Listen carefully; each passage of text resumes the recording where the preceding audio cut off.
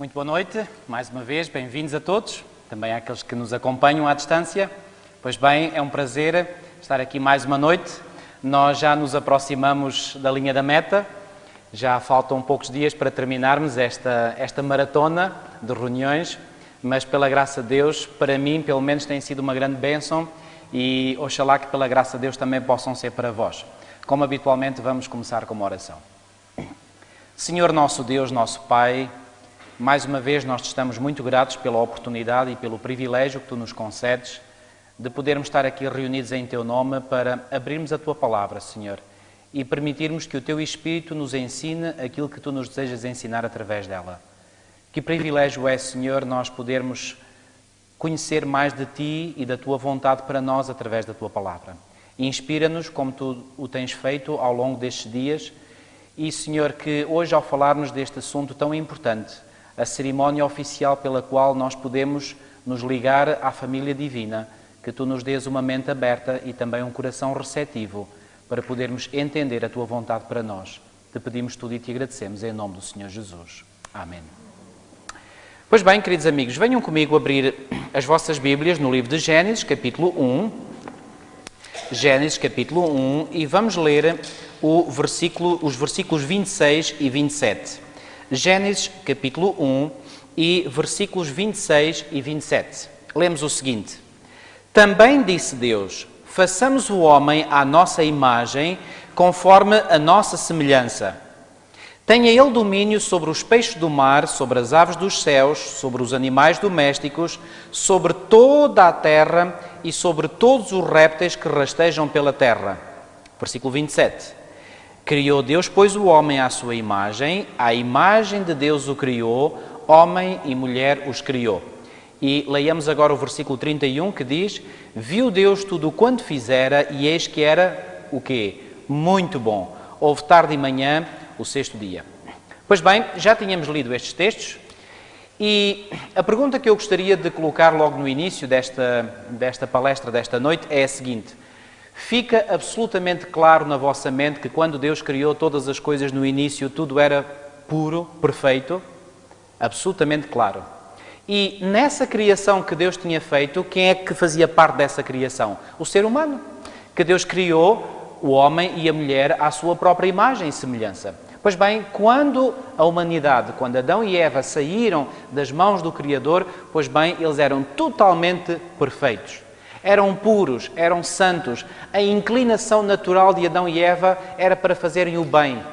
E não havia um coração egoísta, pelo contrário. Pois bem, o seu desejo era amar a Deus sobre todas as coisas e também viverem para o outro e para todos aqueles que pudessem vir a ser os seus descendentes. Pois bem, Adão e Eva foram criados numa imagem completamente perfeita. Reparem como é que Adão é chamado no final da genealogia de Jesus. Vamos ao Novo Testamento, ao livro de Lucas, capítulo 3. Lucas, capítulo 3, já lemos também este texto, mas agora queremos-lo ler numa outra perspectiva. Lucas, capítulo 3, e no versículo 38, no final da genealogia de Jesus, é-nos dito: Cainã, filho de Enos, Enos, filho de Sete, e este filho de Adão. E o que é dito de Adão? Filho de Deus. Adão foi criado como filho de Deus. E se Deus é puro, santo e perfeito, como é que Adão, ao ser criado como filho de Deus, era? Obviamente que refletia a natureza do próprio Deus, de quem era filho.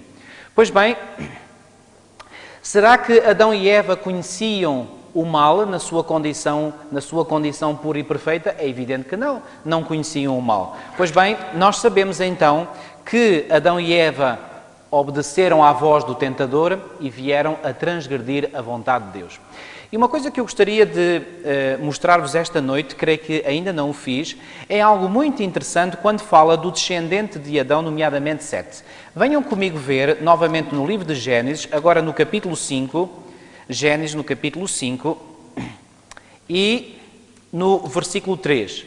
Diz assim: Viveu Adão 130 anos e gerou um filho, como é que diz a seguir? À sua semelhança. Pergunto, quando Adão gerou este filho, portanto com 130 anos, já Adão tinha pecado? Absolutamente. Porque reparem, porquê que nasceu Sete? Sete nasceu porquê? Porque Abel foi morto. Ora, quando Abel foi morto, portanto, já havia o pecado, certo? Portanto, Adão agora tem este filho à sua semelhança. E esta semelhança, o que é que isto significa? A semelhança do Adão que já tinha quê? Que já tinha pecado. Então, reparem. Adão foi feito à imagem e à semelhança de Deus. Ou seja, refletia completamente a imagem e a semelhança de Deus. Mas, quando ele teve o seu filho já refletia que semelhança? A semelhança de Deus ou a semelhança do pai dele já caído? A semelhança do pai caído. E, meus amigos, a partir deste momento e em todas as gerações sucessivas, pois bem, o filho ou a filha que vão nascer vão ser sempre à semelhança dos seus progenitores. É por essa razão que o salmista Davi, no Salmo 51 e no versículo 5, Salmo 51, venham ver comigo esse texto, creio que já vimos este texto também, nós estamos a fazer uma pequena revisão, Salmo 51, e aqui no versículo 5, Davi chegou a esta conclusão verdadeiramente inspirada. Diz a ele assim: eu nasci na iniquidade e em pecado me concebeu minha mãe. Porquê que eu digo que é inspirada? Porque ninguém, a não ser pela revelação divina, consegue realmente chegar a esta conclusão. A esta conclusão de que nós nascemos com esta natureza pecaminosa.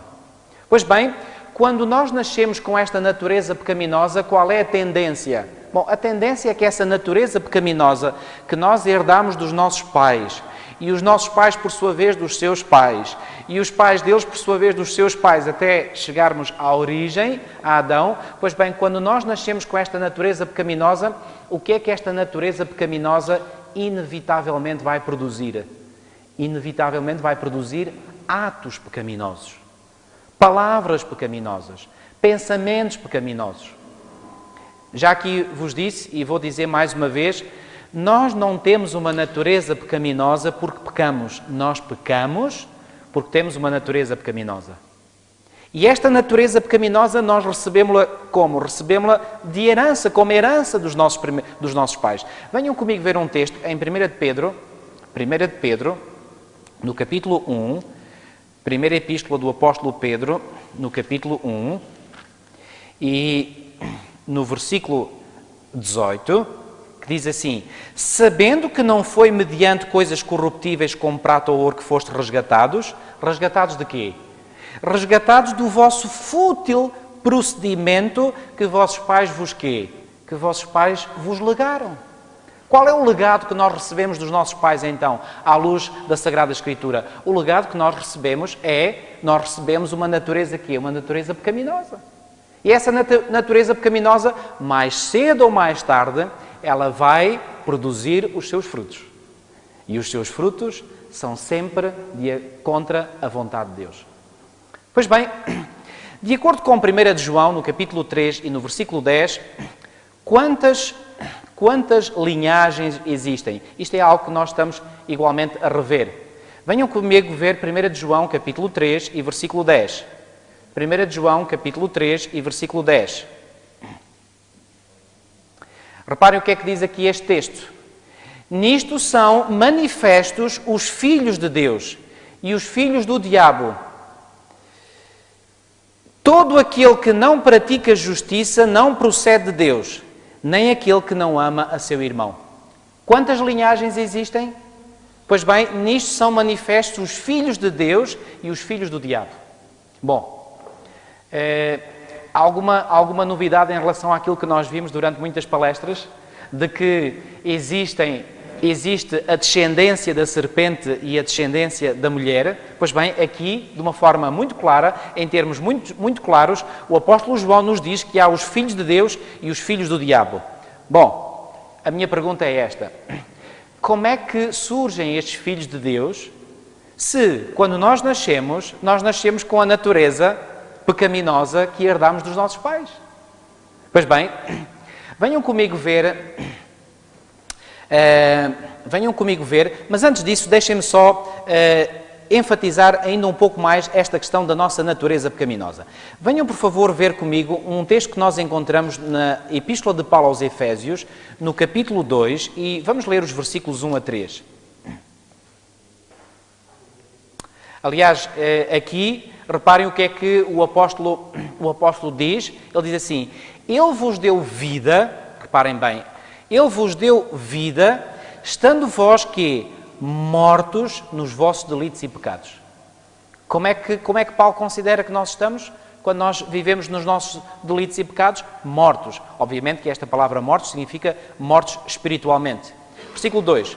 Nos quais andastes outrora, segundo o curso deste mundo, segundo o príncipe da potestade do ar, o espírito que agora atua nos filhos da desobediência, entre os quais também todos nós andamos outrora, segundo o quê? As inclinações da nossa carne, fazendo a vontade da carne e dos pensamentos, e éramos por natureza filhos da ira, como também os demais.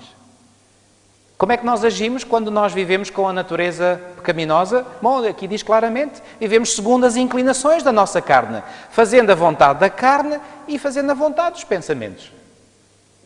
Pergunto, quantos de nós nascemos com uma natureza pecaminosa? Todos.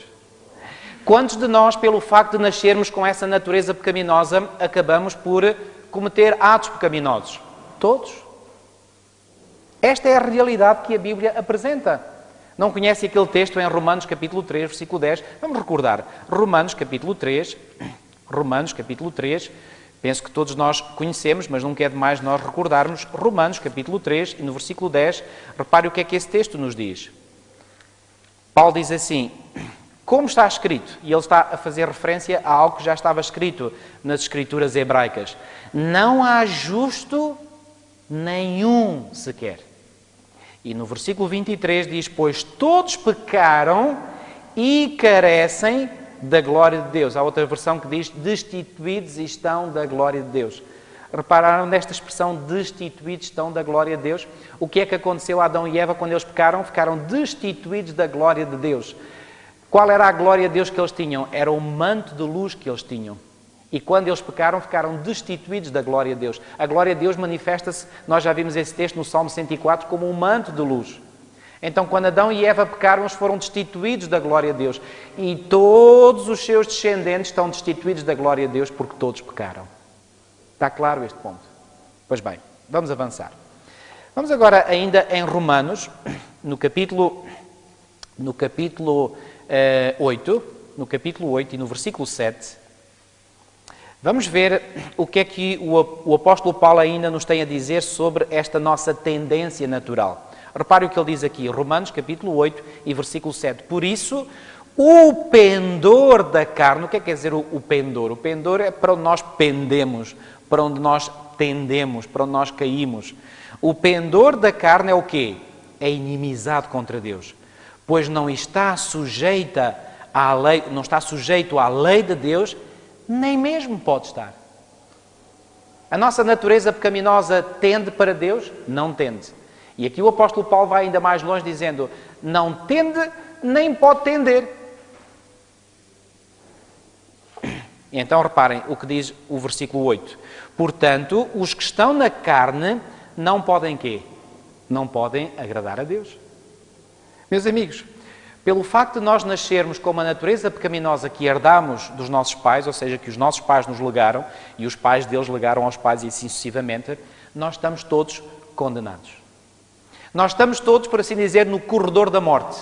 Todos nós merecemos a morte. E que tipo de morte? A morte eterna. Porque o salário do pecado é o quê? O salário do pecado é a morte.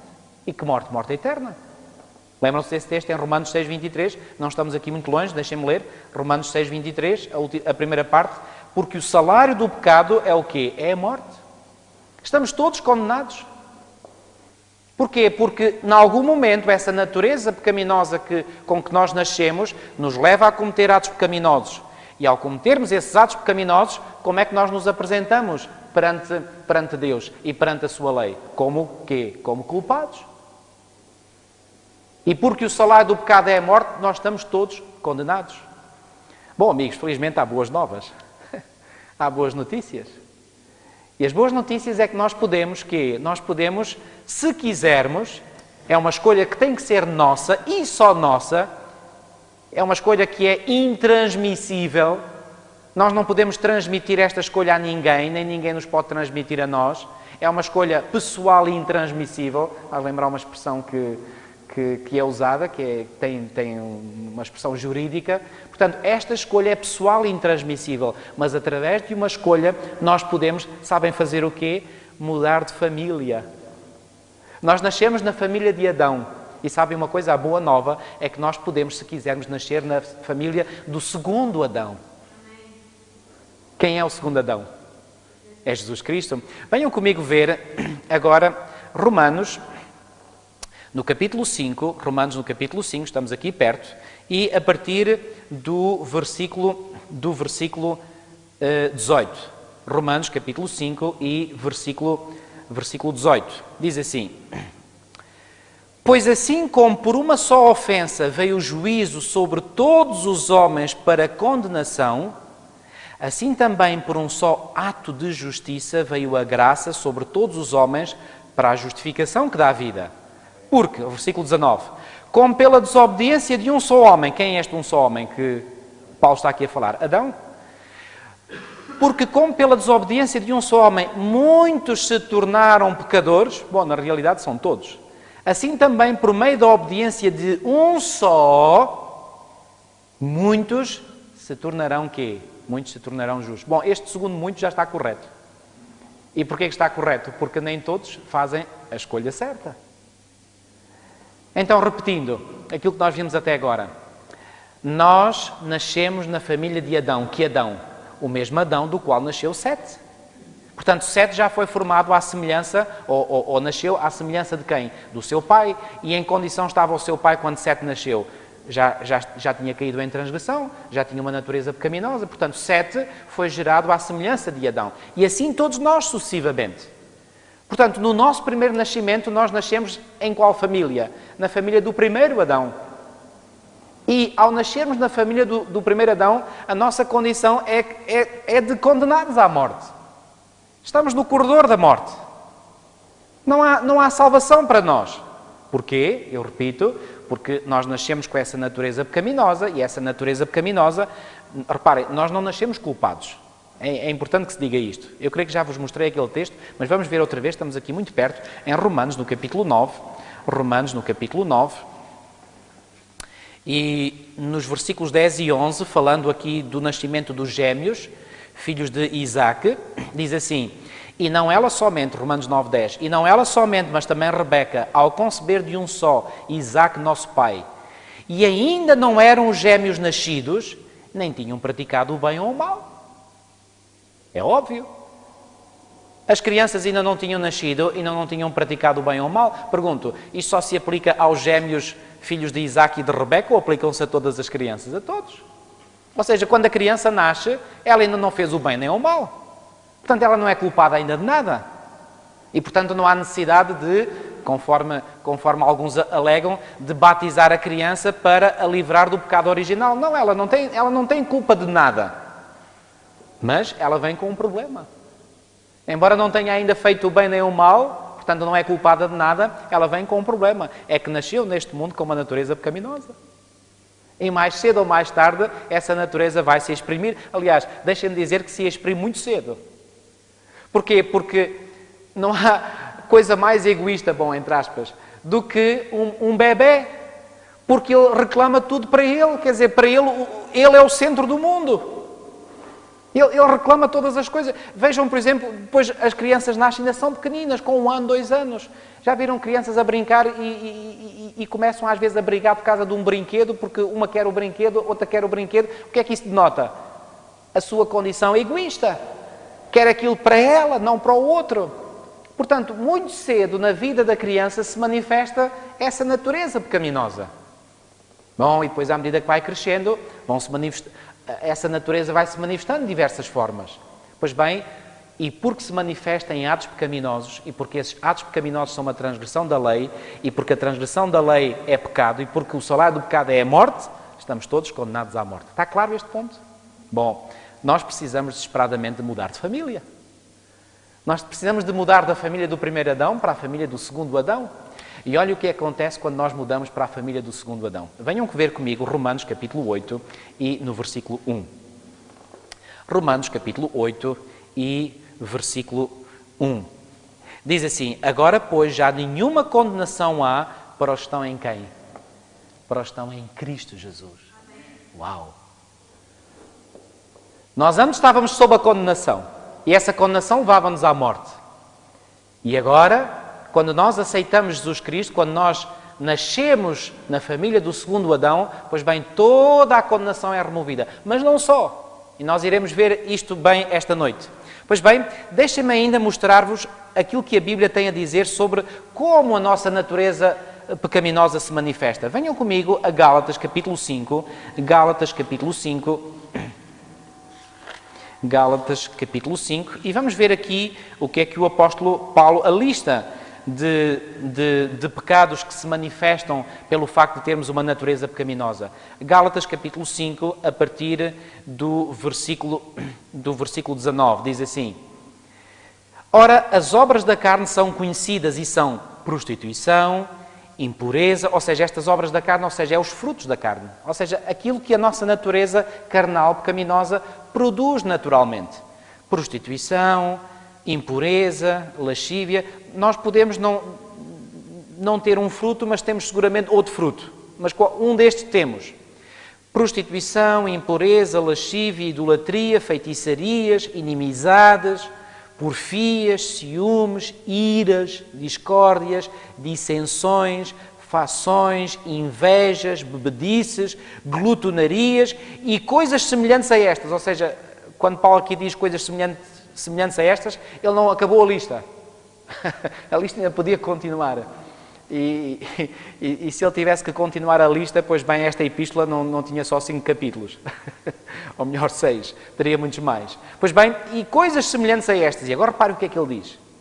A respeito das quais eu vos declaro, como já outrora vos preveni, que não quê? Que não herdarão o reino de Deus os que tais coisas praticam. Estão a ver a nossa situação de condenados? Quando nós permitimos que a nossa natureza pecaminosa siga o seu curso natural, fazemos isto. Eu lembro-me que aqui há uns anos atrás, eu estava no início do meu ministério, uma vez uma irmã falou comigo e estava um bocadinho angustiada porque o seu marido, enfim, não era o tipo de marido que deveria ser, e eu compreendia o sofrimento dela, e a determinada altura eu lembrei-lhe de fazer uma pergunta. Aliás, antes de fazer a pergunta eu disse-lhe assim: oh, irmã, isso é tudo natural?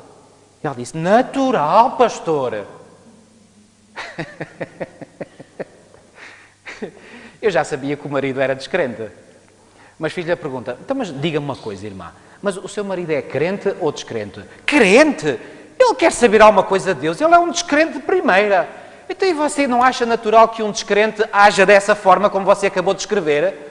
Se ele agisse de uma forma correta sendo descrente, isso é que era anormal. Ai, nunca tinha pensado nisso. Pois, então pense. Irmãos, o natural, naquele que não teme a Deus e que não tem nenhum amor para com Deus, é que a sua natureza pecaminosa controla a sua vida.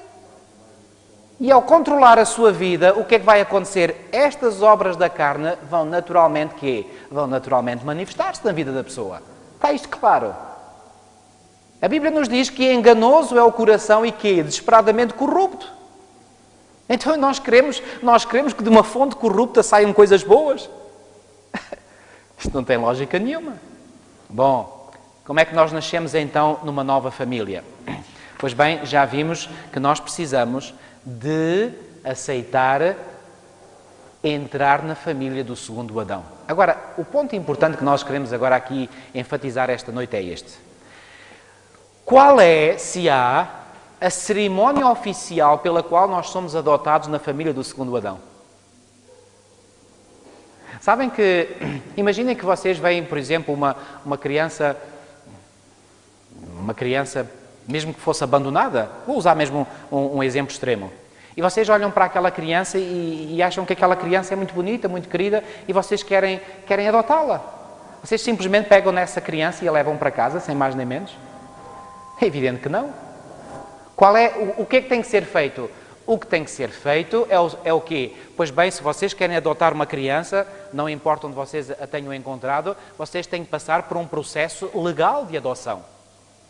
Vocês têm que ir às autoridades, vocês têm que assumir responsabilidades, vocês têm que assinar documentos. Tudo é feito de uma forma legal e depois de se passar por todo esse processo legal, então essa criança passa a ser uma criança adotada na vossa família.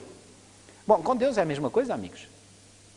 Se nós queremos ser adotados numa outra família, e já vimos a necessidade que nós temos de ser adotados numa outra família, porque nós nascemos numa família e se continuamos nessa família estamos condenados, e quando eu me apercebo, bom, se eu permaneço nesta família, eu estou desgraçado.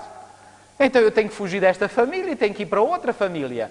E quando eu sinto essa necessidade de ir para outra família, de ser adotado noutra família, porque eu não nasci na outra família, eu nasci na primeira família, mas eu agora quero ser adotado por outra família.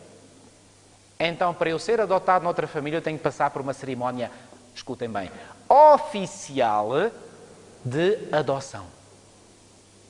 Está claro este ponto? Agora a pergunta que eu faço é, qual é a cerimónia oficial de adoção na família do segundo Adão? Essa cerimónia chama-se batismo. O batismo é a cerimónia oficial de adoção. Bom, venham comigo novamente a Romanos, capítulo 6. Romanos, capítulo 6. Romanos, capítulo 6. E vamos ver o que é que aqui o apóstolo Paulo tem a dizer sobre o batismo. Reparem a partir do versículo 3. Ou porventura ignorais que todos nós que fomos batizados em Cristo... Claro, ele aqui está a falar, ele que já era batizado, e já iremos ver mais à frente que o próprio apóstolo Paulo foi batizado. Ele está a falar como pessoa que já viveu o batismo e para outros que já viveram esta experiência, mas está apenas a recordar àqueles que já passaram por esta experiência o que é que essa experiência significa. Então ele diz, ou porventura ignorais que todos nós que fomos batizados em quem? Batizados em Cristo Jesus. Quem é o Cristo Jesus? É o segundo Adão. Fomos batizados em Cristo Jesus, fomos batizados na sua morte. Batizados na sua morte? O que é que isto quer dizer? Bom, já vamos ver o que é que isto significa. Deixem-me ler o versículo 4. Fomos, pois, sepultados com Ele na morte pelo batismo. A propósito, sabem que o batismo, e deixem, estava para falar mais à frente, mas vou falar aqui.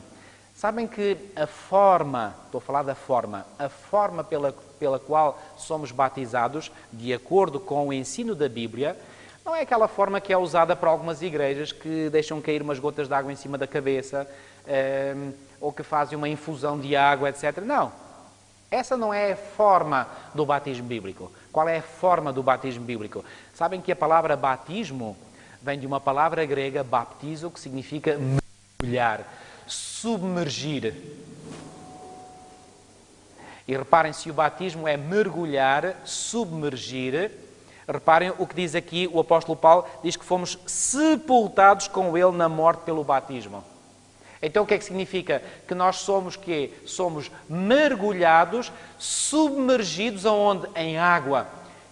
E através desta analogia que o apóstolo São Paulo está a fazer, o que é que nós podemos deduzir? Podemos deduzir que ao sermos mergulhados ou submersos na água, ou seja, batizados, nós somos, isto que significa que nos aparentamos com a morte de Cristo. Então isto quer dizer o quê? Que somos sepultados num tipo de túmulo líquido. Interessante esta ideia. Então, qual é a forma apropriada do batismo? É o batismo por imersão. E por falar nisso, venham comigo ver um texto em João, no capítulo 3. João, capítulo 3, e no versículo 23. João, capítulo 3, e no versículo 23, que diz o seguinte. João 3, 23. João estava a batizar num determinado local. E repare o que é que nos diz este texto. Diz assim, ora João, este João era o João Batista, João estava também batizando em Enom perto de Salim. E agora reparem, porquê? Porque havia ali muitas águas e para lá concorria o povo e era batizado. Eu pergunto, se o batismo fosse apenas derramar umas gotas de água sobre a cabeça, era preciso muitas águas? Claro que não. Portanto, aquela imagem que já apareceu de que Jesus está a ser batizado por João Batista à margem do Rio Jordão e o João Batista aparece com um caco com água e derrama na cabeça de Jesus, isso não tem fundamento nenhum bíblico. Por falar no batismo de Jesus, venham comigo a Mateus, capítulo 3. Mateus, capítulo 3. Mateus, capítulo 3. Versículo 16 diz assim: batizado Jesus, saiu logo da água. Eu pergunto, se ele saiu da água, o que é que isso pressupõe? Que ele entrou lá para dentro, em primeiro lugar. Se eu digo a vocês, eu vou sair desta sala, o que é que isso pressupõe? Que eu, em primeiro lugar, entrei cá para dentro. Então, se Jesus saiu da água, o que é que se quer dizer? Que, em primeiro lugar, entrou lá para dentro. É assim que há um sepultamento? Eu pergunto, quando se faz um sepultamento de alguém, põe-se a pessoa assim dentro da cova e depois atira-se assim uns pozinhos de terra para cima dele. E ele fica sepultado, é isso? Você ri. Mas isso não tem lógica nenhuma. A gente não faz um sepultamento por aspersão de terra. Se bem que há já aquelas pessoas que vão lá pôr um bocadinho de terra. Mas o coveiro faz o resto. E fica bem enterrado o caixão. Portanto, se o batismo é comparado a um sepultamento, não pode ser só com umas pinguinhas de água por cima. Portanto, é uma imersão, é uma submersão. Está claro este ponto? Pois bem, em Atos capítulo 8, vamos ver aqui um batismo que Filipe fez a um determinado homem, que era etíope, Atos capítulo 8, e versículos 38 e 39. Diz assim: então mandou parar o carro, ambos desceram à água. Porquê que ambos desceram à água? Não havia necessidade disso? Se fosse só despejar umas gotas de água. Ambos desceram à água e Filipe batizou o eunuco. E agora reparem, quando saíram da água, entraram lá para dentro. Bom, aqui os dois entraram, mas um entrou totalmente. Foi aquele que foi batizado. Aquele que batiza não tem necessidade de entrar completamente, mas aquele que é batizado, esse sim, tem necessidade. A propósito, sobre a forma de batismo, sabem que Jesus foi ter com João Batista para que este o batizasse e este não quis? Ele não estava disposto a batizá-lo e ele até apresentou um argumento muito lógico. O quê? Mas eu preciso ser batizado por ti e tu vens ter comigo para eu te batizar? E Jesus diz, não. Espera lá, João, deixa-me explicar. Importa que se cumpra toda a justiça. E deve-lhe ter dado alguma explicação mais, mas que se resume nestas palavras que nós encontramos no Evangelho. E finalmente João admitiu. Eu pergunto, Jesus não poderia, por exemplo, batizar sozinho, ou seja, fazer um mergulho sozinho? Poderia. Porquê que eu estou a enfatizar isto? Porque sei de alguns cristãos que já se batizam sozinhos. Vão a um rio, um sítio qualquer e mergulham. E dizem que isso é um batismo. Não tem validade nenhuma. Se Jesus aceitasse esse tipo de batismo, acham que ele teria o trabalho, entre aspas, de convencer João Batista a batizá-lo, tanto mais que João não o queria batizar? Então um batismo deve ser feito por quê? Por uma outra pessoa que não aquela que é batizada. Está claro este ponto? Bom, vamos voltar à questão do batismo, o que é que significa? Vamos voltar então a Romanos 8. Já vimos, portanto, a forma do batismo. E vamos voltar agora ao significado teológico do batismo. Pois bem, em Romanos, no capítulo 6, onde nós estávamos, diz assim, o versículo 4. Fomos, pois, sepultados com ele na morte pelo batismo, para que, como Cristo foi ressuscitado dentro dos mortos pela glória do Pai, assim também andemos nós como? O que é que lá diz? Em novidade de vida. Amigos, isto é da mais suprema e crucial importância. Aquilo que eu vos vou dizer agora a seguir. Escutem bem. Quando alguém é mergulhado, ou quando alguém é enterrado, por assim dizer, entre aspas, neste túmulo líquido que é o batismo, esse ato de mergulhar alguém, esse ato de, entre aspas, sepultar alguém naquele túmulo líquido, é para que os seus pecados possam aí ser sepultados. Ou, por outras palavras, essa lavagem significa uma lavagem dos seus pecados. Mas não é tudo o que o batismo significa. O batismo significa algo muito importante também. nós mergulhamos e ao mergulharmos os nossos pecados ficam lá, enterrados. E a propósito, sabem qual é o profundo significado disto? É que a Bíblia nos diz, e eu há bocadinho enfatizei, que o salário do pecado é a morte. E como todos nós pecamos, nós merecemos a morte. Mas quando eu aceito ser morto ou passar pela morte ou morrer com Cristo, e eu manifesto essa minha decisão pela fé no batismo, nessa cerimónia oficial, sabe o que é que eu estou a fazer? Eu estou a reconhecer a morte de Cristo porque me associo à morte de Cristo. E Cristo morreu por quem? Pelos seus pecados? Pelos pecados dele? Não. Pelos pecados de quem? Pelos pecados de todos nós. Pelos pecados da humanidade.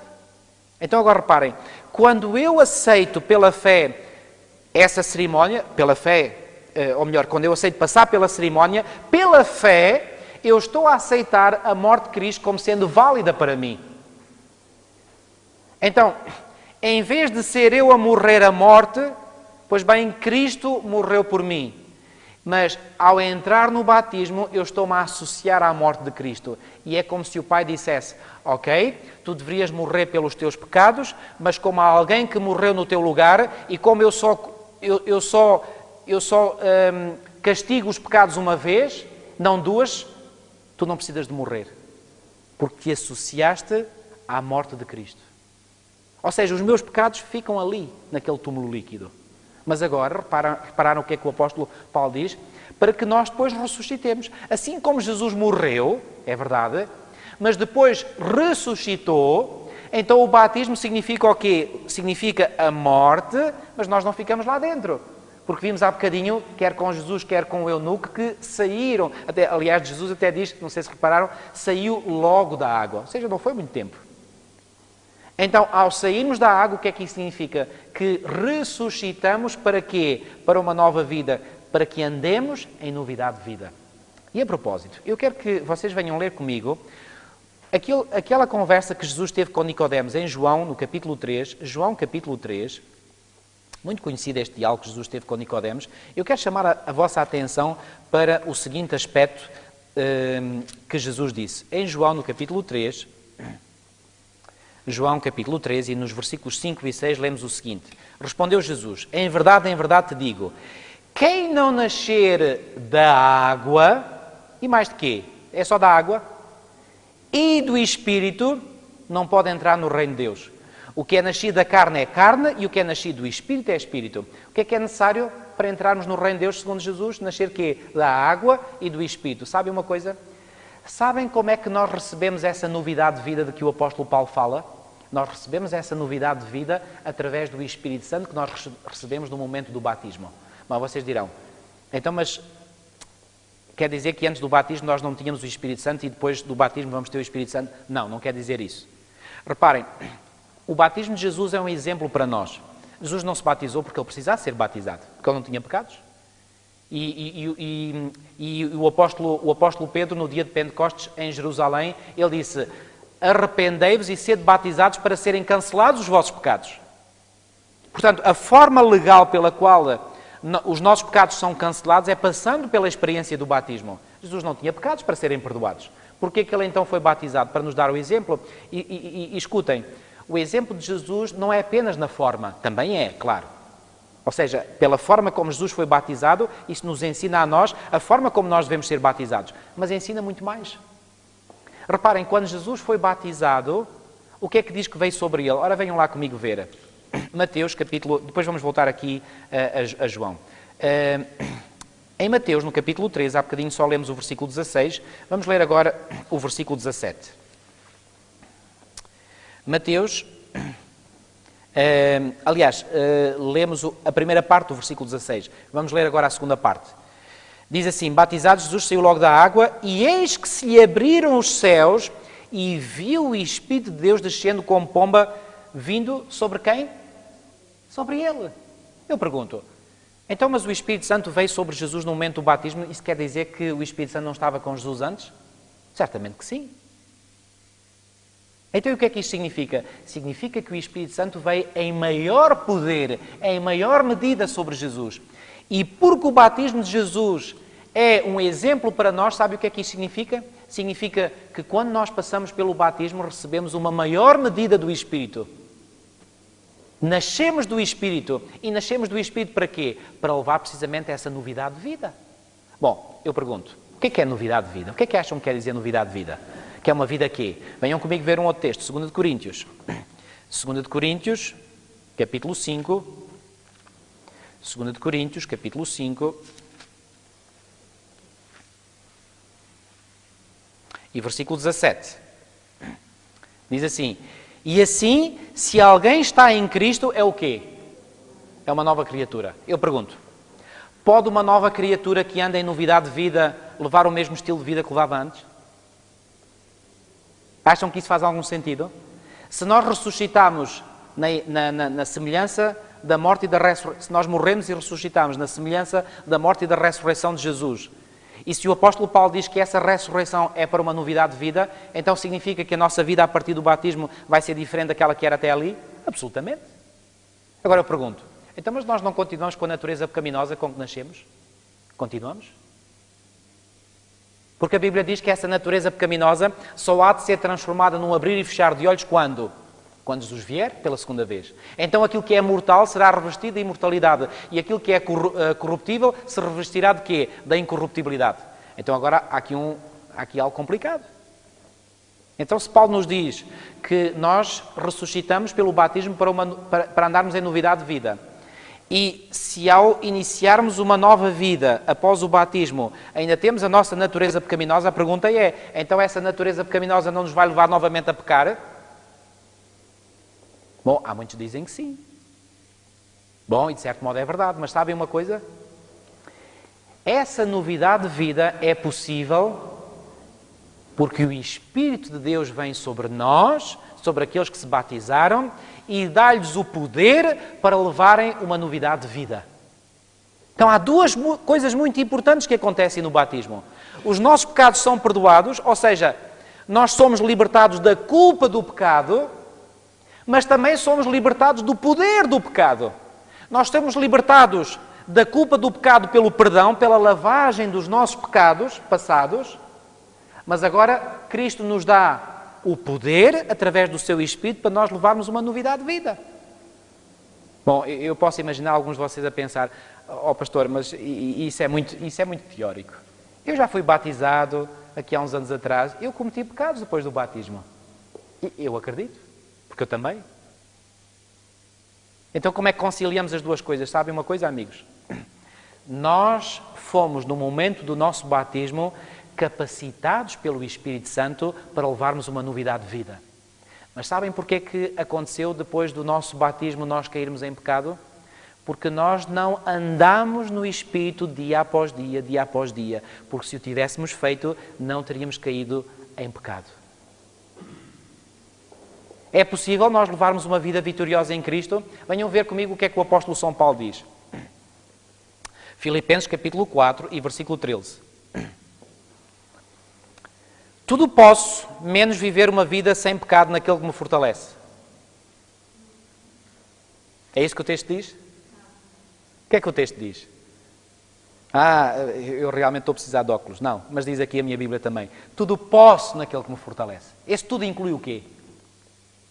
Inclui levar uma vida sem pecado? Obviamente que sim. Amigos, o que eu quero dizer, e eu sei que este assunto é um assunto que tem criado muita controvérsia dentro da igreja.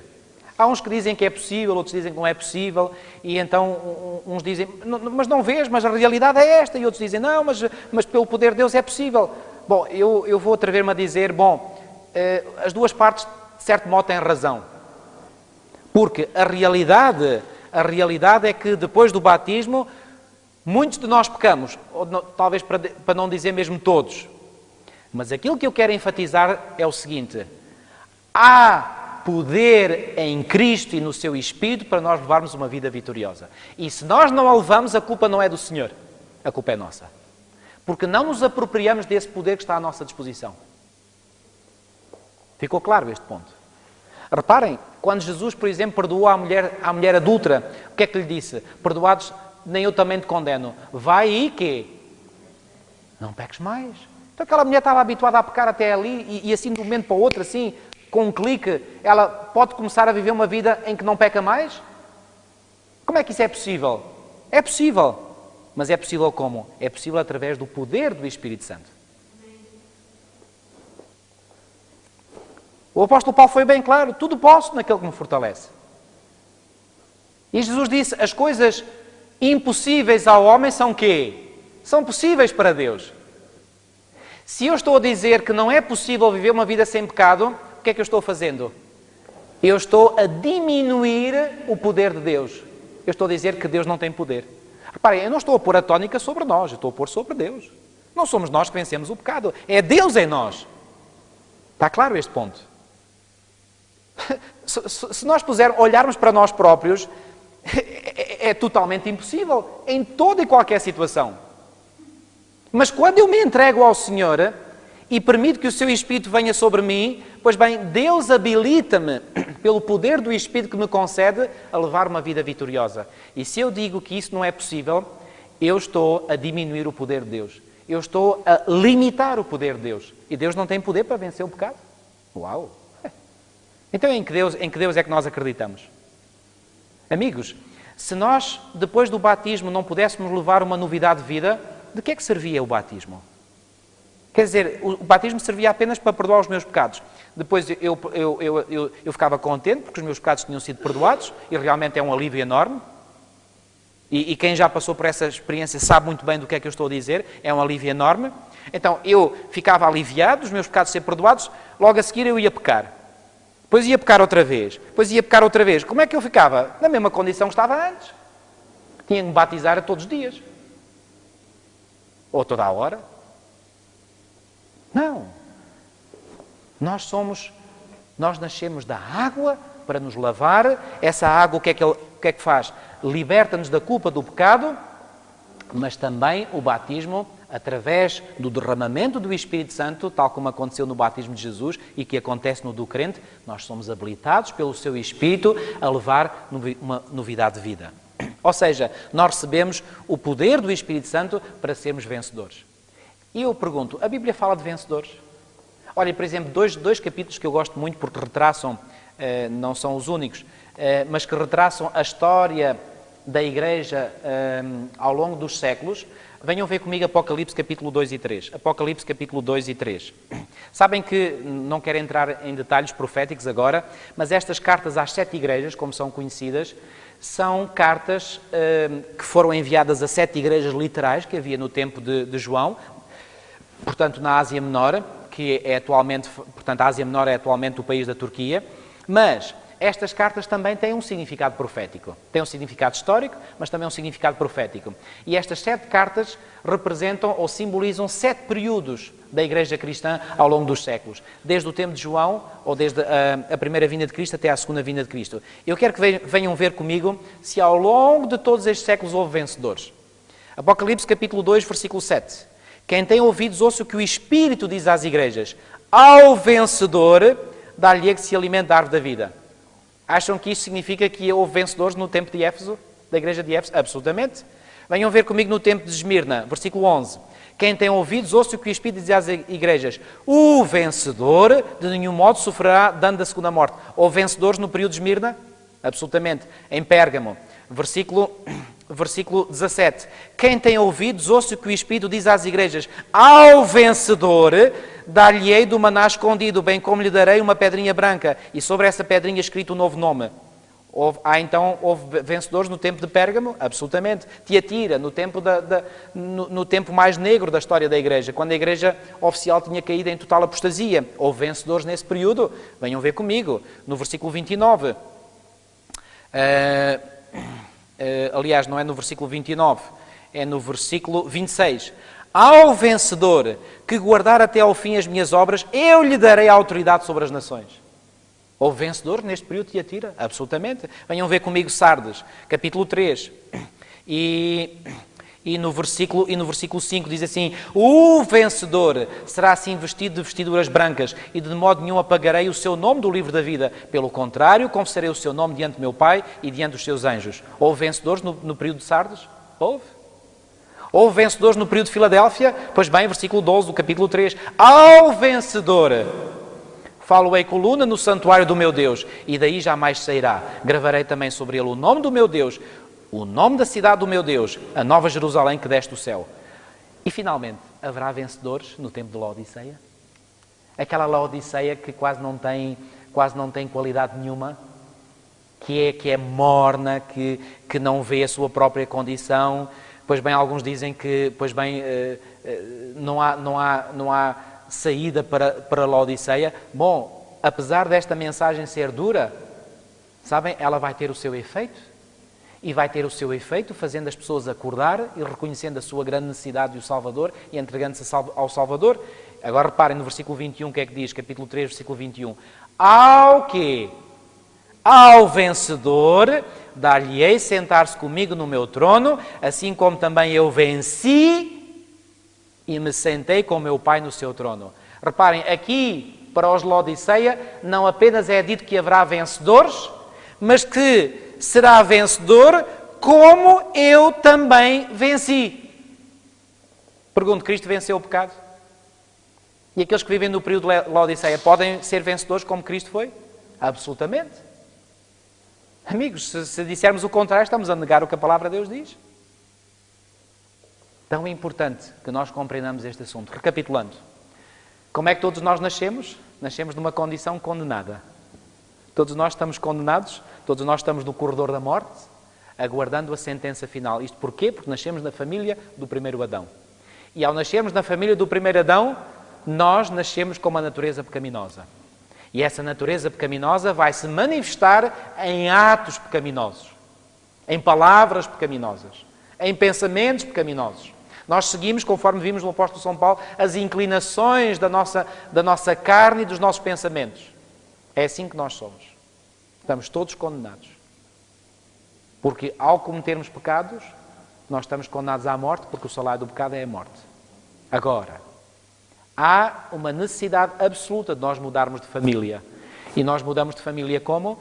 Aceitando entrar na família do segundo Adão. Quem é o segundo Adão? É Jesus Cristo, que foi vencedor. E quando eu entro na família do segundo Adão, então, reparem, eu deixo de ser o escravo que era. Lembram-se ainda daquela história que nós vimos? Daquela alegoria que Paulo utilizou dos dois filhos de Abraão, de Ismael e de Isaac? O primeiro nascimento, ou seja, o primeiro filho que Abraão teve, representa o quê? Representa o nosso primeiro nascimento. Nascemos todos ismaelitas. E como ismaelitas nós somos o quê? Escravos. Assim como Ismael era escravo porque era filho de uma escrava. Portanto, tecnicamente ele era escravo.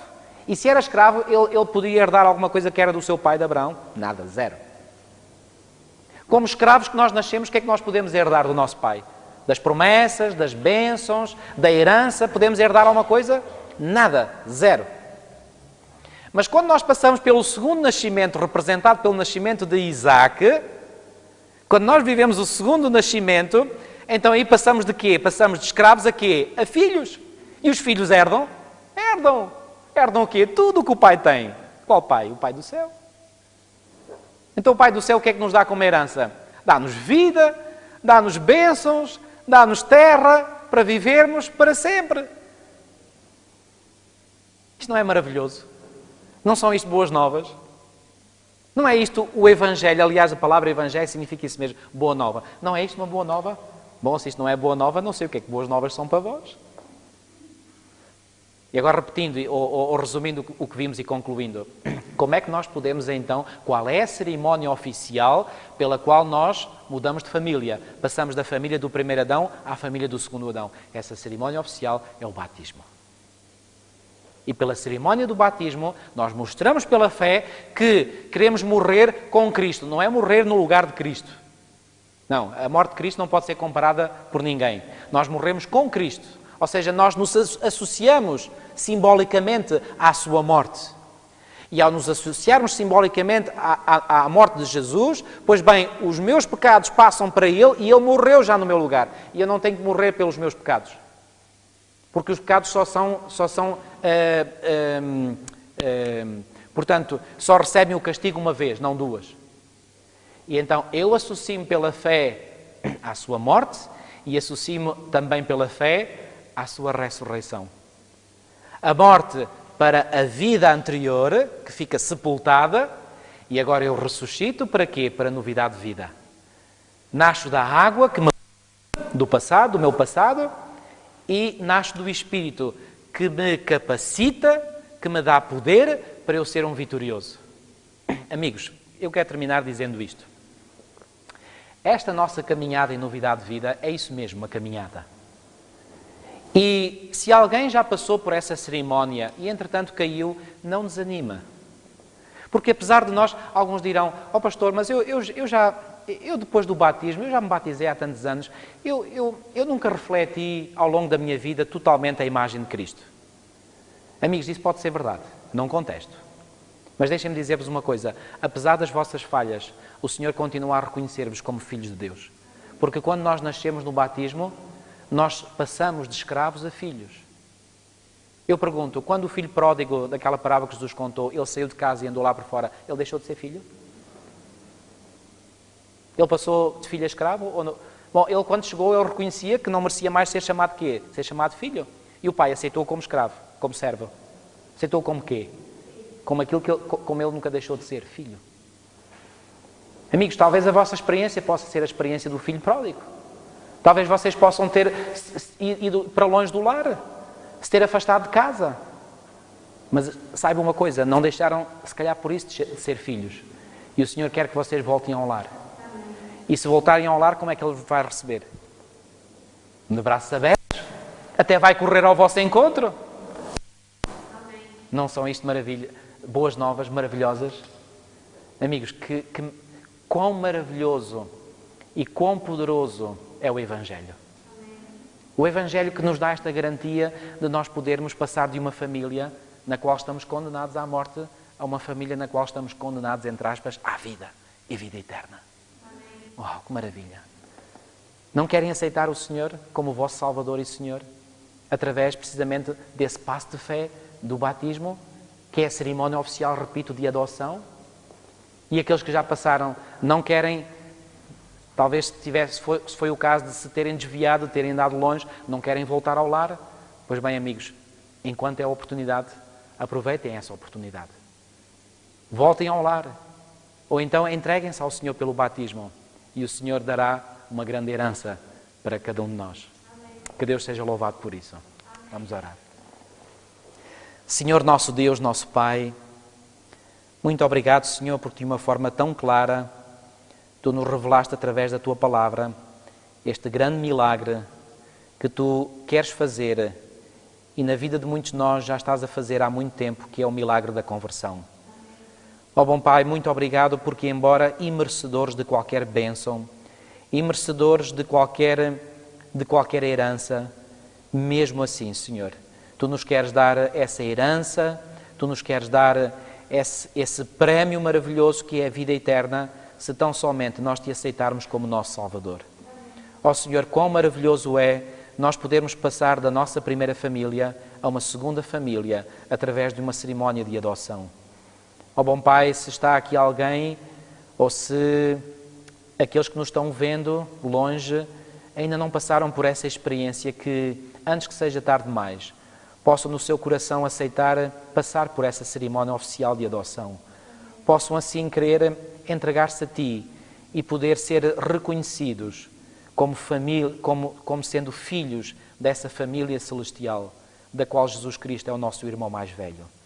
Ó bom Pai, muito obrigado, Senhor, por esta graça maravilhosa que Tu nos dás e que nós não a possamos, Senhor, rejeitar, mas possamos continuar a recebê-la como uma graça imerecida, mas que a possamos receber com o nosso coração totalmente aberto e que possamos viver de acordo com esse poder que Tu nos dás através do Teu Espírito Santo, para assim nós podermos ser vencedores. Ó Senhor, Tu nos dás a garantia, Tu nos dás a certeza de que em Ti, claro, só em Ti, nós podemos ser mais do que vencedores. Porque o apóstolo Paulo diz, e nós podemos dizer, e devemos dizê-lo, posso todas as coisas naquele que me fortalece. Ó Senhor, dá-nos, pois, esse poder e essa graça para nós sermos vencedores na luta contra o mal e que um dia, Senhor, quando Tu vieres nas nuvens dos céus, possamos ser daqueles que dirão, eis aqui o nosso Deus a quem aguardávamos. Senhor, muito obrigado por tudo, que esta Tua palavra fique nos nossos corações e que produza fruto. Te pedimos tudo e te agradecemos no nome santo e bendito de Jesus, o nosso Salvador. Amém.